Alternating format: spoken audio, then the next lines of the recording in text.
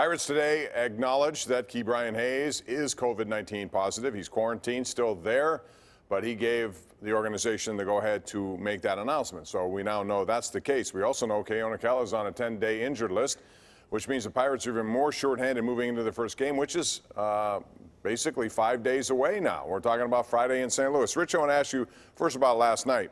They played an exhibition game, crowd noise pumped in. There were a lot of things going on, including take me out to the ballpark with no one in the stands so no one can stretch unless you were stretching at home. What was your takeaway from what you saw last night? Hey, I had Bucko fever till the 8th inning. The bullpen looked like it picked up where it left off, right? Kyle Crick.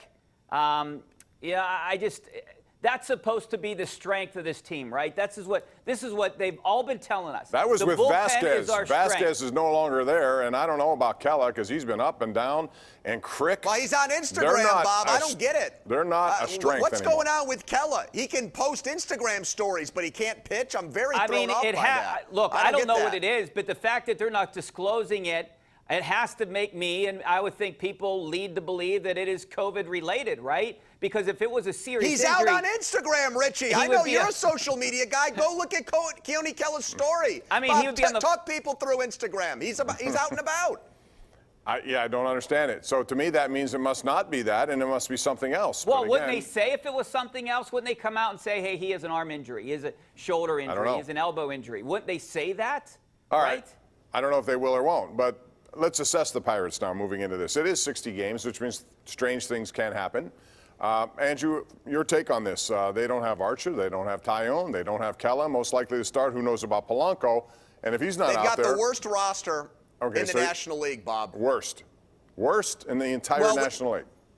With everything that's happened, with the subtractions because of injury and now guys starting late, delayed because of the virus, like Gregory Polanco, and Cochran Hayes now is really not an option. We thought maybe he could take playing time away from Colin Moran, even though I know Derek Shelton seems to love Colin Moran.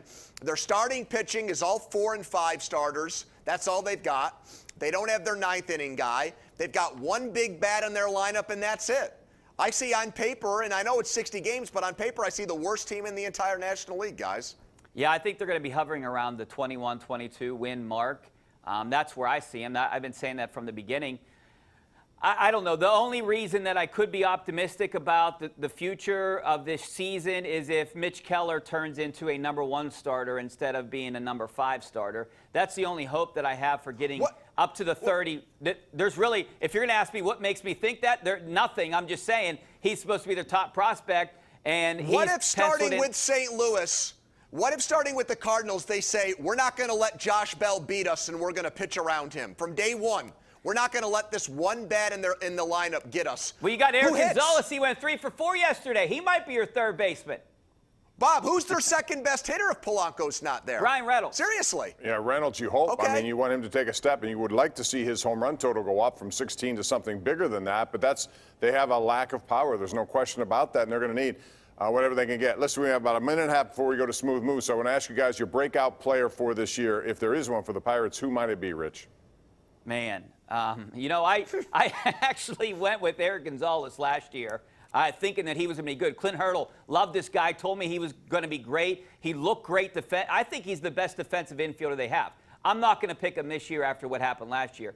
My breakout player on this team, it's so hard for me to pick. You're hemming and hawing, Richie. You're sitting on the fence. Come on, man. Yeah, spit it out. I can't go with I'm going to go with Eric Gonzalez again. I think he's going to win the job. Colin Moran's going to be the DH. He went 3 for 4 yesterday.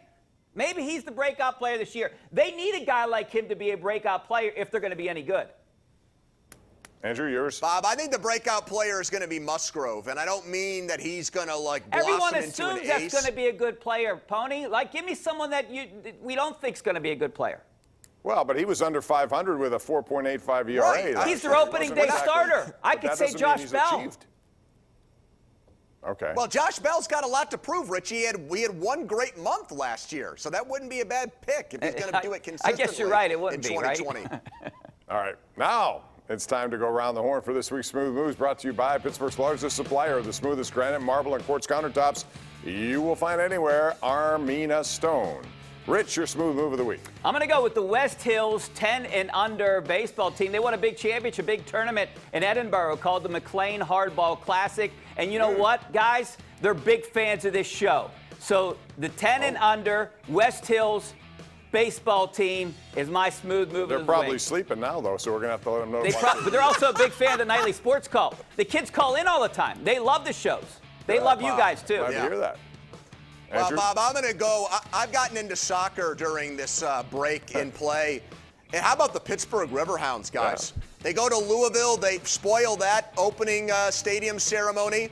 They beat Philadelphia. Now they're coming home for their first game.